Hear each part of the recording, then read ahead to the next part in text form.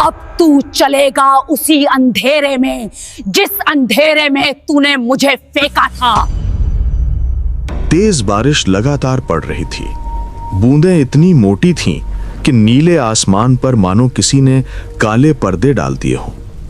दोपहर से ही बादल उमड़ आए थे और अब शाम ढलने तक पूरा गांव पानी में डूबता सा लग रहा था।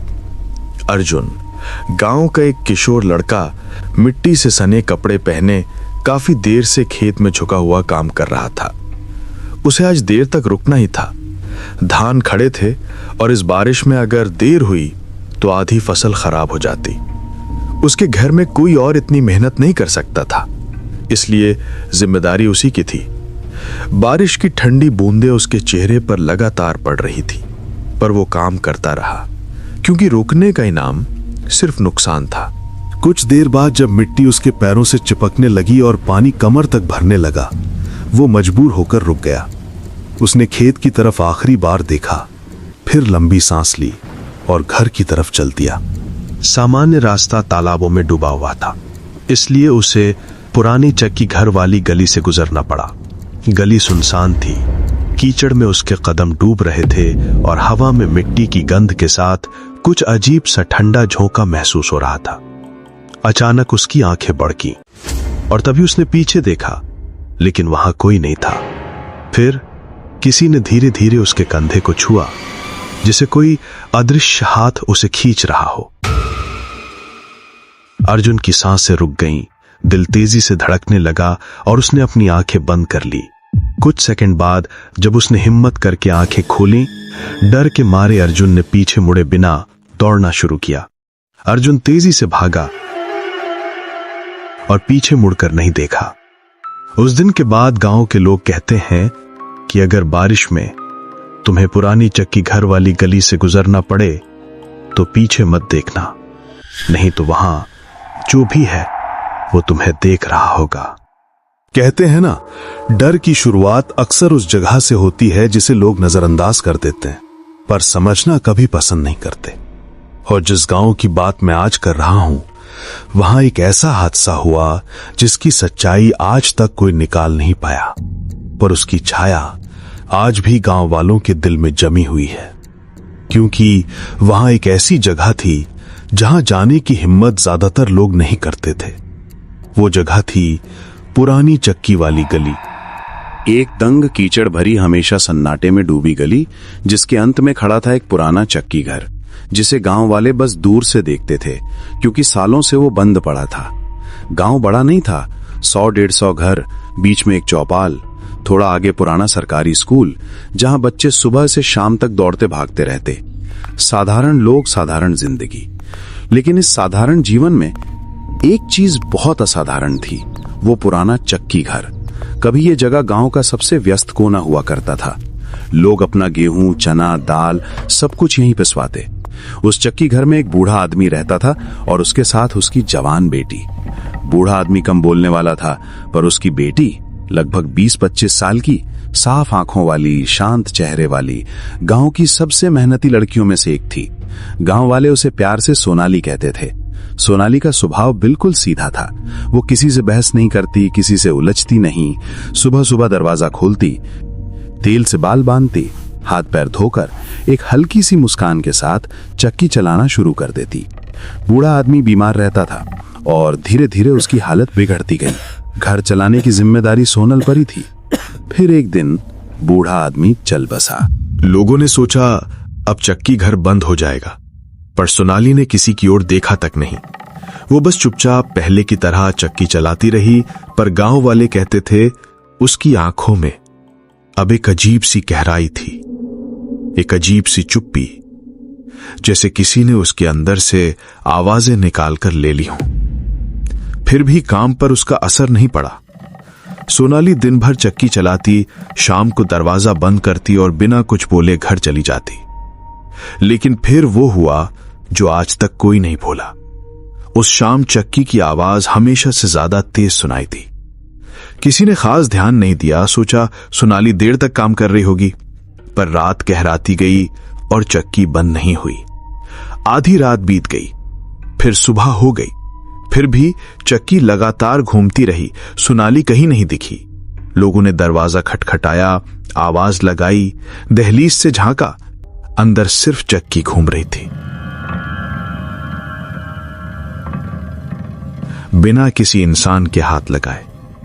कमरे के अंदर हल्की सी नम ठंडी धूल तैर रही थी। दूसरा दिन भी बीत गया और चक्की उसी रफ्तार से लगातार चलती रही। अब गांव वाले को अजीब लगने लगा। ये कैसे हो सकता है? सोनाली कहां गई? किसने चक्की चालू की? लोगों में खुसर फुसर बढ़ने लगी। कुछ ने कहा सोनल भाग गई होगी, कुछ बोले उस पर कोई साया था, और कुछ बूढ़े की मौत के बाद से ही सब ठीक नहीं था। आखिरकार गांव के कुछ मर्दों ने हिम्मत की और चक्की घर का दरवाजा जोर से धक्का मारकर तोड़ दिया। अंदर सोनाली नहीं थी, बस एक कोने में उसका दुपट्टा पड़ा हुआ था। चक्की अपनी पूरी ताकत से घूम रही थी, लेकिन वहां कोई भी नहीं था। सन्नाटा इतना भारी था कि लोगों को अपनी ही सांसें सुनाई दे रही थीं। सोनाली का कोई निशान नहीं, कोई खून नहीं, कोई संघर्ष नहीं, वो बस गायब थी। कोई नहीं जान पाया कि वो कहां गई। उस हादसे के बाद कुछ दिन तक गांव में हलचल थी, पर धीरे धीरे सब कुछ फिर सामान्य होने लगा। बरसों बीत गए और लोग अपने काम में व्यस्त हो गए। चक्की अब बिल्कुल बंद पड़ी थी, लेकिन गांव वाले जानते थे कि वहां कई अजीब हादसे पहले भी हो चुके थे। किसी ने रात में अजीब आवाजें सुनी थीं। किसी ने कहा था कि चक्की घर के पास पहुंचते ही लगता है पीछे कोई चल रहा है, लेकिन कदमों की आवाज रुकती नहीं है। पीछे मुड़ो तो मिट्टी का रास्ता बिल्कुल खाली मिलता, बस गीली जमीन पर किसी के निशान मिलते। गांव वाले अब उस रास्ते से नहीं गुजरते थे। फिर गांव में बारिश का मौसम आ गया। लोग खेतों में हल चलाते, बीज बोते और पानी भरे खेतों में काम करते। लेकिन फिर बारिश जोर पकड़ने लगी। सड़कें, गलियां और छोटे रास्ते धीरे धीरे पानी में डूबने लगे। कई रास्तों पर पानी इतना भर गया, गांव वालों के लिए एक जगह से दूसरी जगह जाना मुश्किल हो गया था। उस दिन सुबह का मौसम थोड़ी भारी भरकम बारिश वाला था।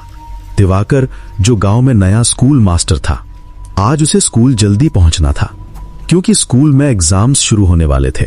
गांव की मुख्य सड़क जो स्कूल तक जाती थी, वहां भी पानी भर गया था। तभी उसकी नजर गई एक अलग रास्ते की ओर, एक छोटा सुनसान रास्ता जहां पानी नहीं भरा था। दिवाकर ने सोचा कि यही रास्ता उसे जल्दी और आसानी से स्कूल पहुंचा देगा। धीरे धीरे साइकिल पर पैडल मारते हुए वो उस गली में आगे बढ़ गया। गलती से दिवाकर चक्की घर वाली गली में मुड़ गया। वो उस गांव में नया था और उसे ये लगता था कि चक्की घर वाली गली बस एक अफवाह है, गांव वाले अंधविश्वासी हैं। इसीलिए उसने बिना कुछ सोचे समझे धीरे धीरे कीचड़ से भरे रास्ते पर अपनी साइकिल चलते हुए आगे बढ़ने लगा। तभी उसे कुछ अजीब सा महसूस हुआ। उसके सामने पुराना चक्की घर था और दरवाजा आधा खुला था और अंदर से कोई हल्की सी आवाज आ रही थी, जैसे कोई चक्की को चलाने की कोशिश कर रहा हो। दिवाकर रुक गया और वो खुद से बोला कि वो जगह तो सालों से बंद पड़ी थी, अंदर ये आवाज कैसे? दिवाकर धीरे धीरे अंदर झांकने लगा। कमरे के बिल्कुल बीचों बीच पुरानी लकड़ी की पिसाई चक्की धीरे धीरे घूम रही थी। वो 2 कदम अंदर गया। चक्की अब और तेज चल रही थी और उसके नीचे फर्श में एक पतली सी दरार खुली हुई थी, जिससे गर्म हवा नहीं बल्कि ठंडी सांस निकल रही थी, जैसे नीचे कोई जिंदा चीज हो। दिवाकर ने कांपती आवाज में पूछा, कौन है नीचे? अंदर से कोई हिलने की आवाज आई, धीमी, बहुत धीमी, मुझे बचा लो। फिर अचानक फर्श की दरार के किनारे की मिट्टी अपने आप उठने लगी, ऐसे जैसे किसी ने अंदर से धक्का मारा हो। फर्श धीरे धीरे फूलने लगा और दिवाकर को लगा कि जो भी नीचे है वो बाहर आना चाहता था। दिवाकर ने कभी अपनी दिल की धड़कन इतनी तेज महसूस नहीं की थी और नीचे से आती ठंडी सांस अब और गहरी हो चुकी थी और चक्की अचानक से चलना बंद हो गई थी। कमरे में सन्नाटा हो गया और ऐसा कि अपनी सांस भी भारी लग रही थी। दिवाकर पीछे हटने ही वाला था कि नीचे से किसी नाखून जैसी चीज ने धीरे से करके फर्श को और तोड़ा। वो आवाज इंसान की नहीं थी, न जानवर की। दिवाकर के आंत कांप रहे थे, आवाज तक नहीं निकल रही थी। फिर वो आवाज दोबारा आई। बहुत देर कर दी। ये आवाज बेहद गहरी थी। दिवाकर ने कांपते हुए पूछा, कौन है नीचे? फिर खामोशी, सिर्फ हवा का एक ठंडा झोंका उसके कान के पास से गुजरा, किसी के फुसफुसाने जैसा। फिर ठक ठक ठक, कोई नीचे से फर्श थपथपा रहा था, जैसे कोई भीतर फंसा हुआ जिंदा इंसान बाहर निकलने की कोशिश कर रहा हो। दिवाकर ने भागने के लिए दरवाजे की तरफ देखा, लेकिन तभी चक्की घर का दरवाजा धीरे से अपने आप बंद होने लगा। दिवाकर फंस चुका था। अब रोशनी भी अजीब हो गई थी, धीमी नहीं बल्कि एक एक धड़कन के साथ तेज धड़क रही थी, जैसे कमरे की हवा सांस ले रही हो। और फिर फर्श की मिट्टी बीच से फट गई। दिवाकर डर के मारे घुटनों के बल पीछे सड़क गया और उसने वो पहली चीज देखी जो नीचे से बाहर आई, एक उंगली। पर यह इंसान की उंगली नहीं थी, बहुत लंबी, पतली, पूरी काली, और उसके नाखून ऐसे जैसे किसी ने लोहे की कीलें पिघला कर लगा दी हों। उंगली बाहर आई और फिर पूरा एक हड्डी जैसा हाथ बाहर निकला। कमरा अचानक ठंडा हो गया। दिवाकर की सांस धुएं की तरह बाहर निकल रही थी। हाथ ने फर्श पकड़कर जोर से खुद को ऊपर खींचा। दिवाकर ने डर के मारे दरवाजे पर लाते मारने शुरू की। खोलो, कोई है बाहर, खोलो। और तभी उसने वो शब्द सुने जिसने उसके होश उड़ा दिए। मुझको बाहर किसने बुलाया? दिवाकर का गला सूख चुका था। दिवाकर धीरे धीरे दीवार के साथ सड़क कर कोने में घुस गया। उसके कांपते हुए होठों से आवाज मुश्किल से निकली, तू कौन है? उस काली परछाई ने सीधे दिवाकर की तरफ देखा, आंखें बिल्कुल काली लेकिन जिंदा।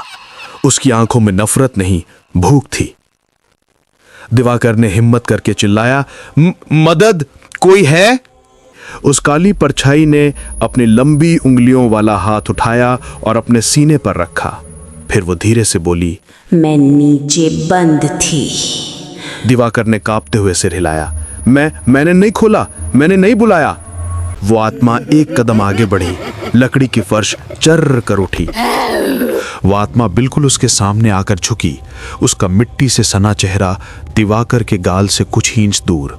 फिर उसने टूटे हुए गले से कहा, मुझे वापस जाने से पहले कुछ चाहिए। दिवाकर कांपते हुए फुसफुसाया, क्या? एक इंसान। उसकी आंखों में देखकर साफ लग रहा था वो भूखी नहीं, अधूरी थी, जैसे कुछ बाकी था, जैसे किसी एक इंसान के बिना वो वापस नहीं जा सकती। और तभी बाहर से कोई चिल्लाया, दिवाकर, अंदर है क्या?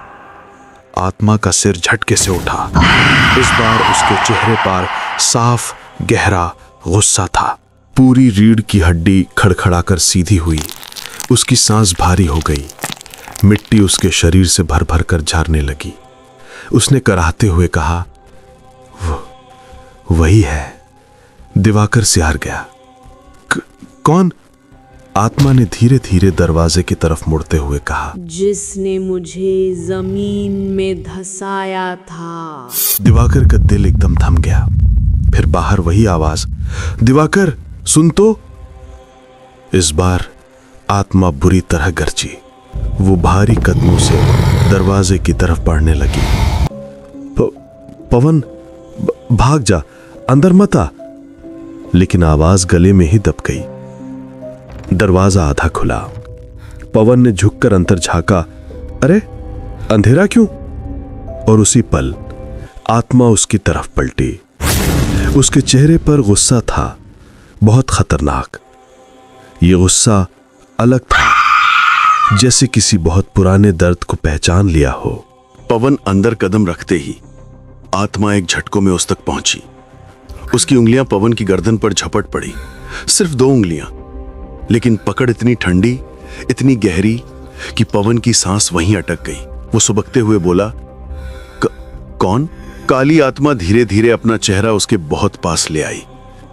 वो सीधी होकर पवन के कान में फुसफुसाई। पहचान नहीं पाया? पवन की सांस अटक गई। दिवाकर ने देखा पवन का चेहरा पीला पड़ गया था, जैसे कोई पुरानी भयानक याद अचानक जाग उठी हो। आत्मा की उंगलियां उसकी गर्दन पर और कस गईं। वो धीमे लेकिन बहुत गहरे गुस्से में बोली, तुझे याद है तूने मेरे साथ उस दिन क्या किया था? पवन ने आंसू रोकते हुए सिर हिलाया। नहीं, मैंने कुछ नहीं किया। परछाई गरजी, एक ऐसी आवाज जो इंसान की नहीं लगती थी। झूठ मत बोल, तू ही था जिसने मेरे साथ गंदा खेल खेला और मेरी हंसती खेलती जिंदगी उजाड़ दी, फिर मुझे इसी मिट्टी में दबा दिया। दिवाकर के रोंगटे खड़े हो गए। ये कोई साधारण बदला नहीं था, ये किसी दबे हुए दर्द की चीख थी। पवन ने डर से चीख मारी, नहीं, मैंने नहीं, वो गलती थी। उसने पवन को बिना किसी मेहनत के जमीन पर पटक दिया, जैसे वो इंसान नहीं कोई खिलौना हो। तुमने मेरी जिंदगी और मेरी इज्जत दोनों मिट्टी में दबा दी। अब तू चलेगा उसी अंधेरे में जिस अंधेरे में तूने मुझे फेंका था। पवन तड़पने लगा, नहीं नहीं, मुझे छोड़ दो। परछाई उसे फर्श की दरार की ओर खींचने लगी। दिवाकर घिसटते हुए चिल्लाया, सोनाली, उसे छोड़ दो। उसने धीरे से कहा, मेरा नाम अब सोनाली नहीं, मैं बस उसका साया हूं।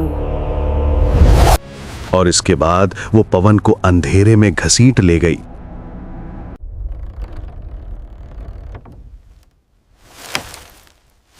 सब्सक्राइब।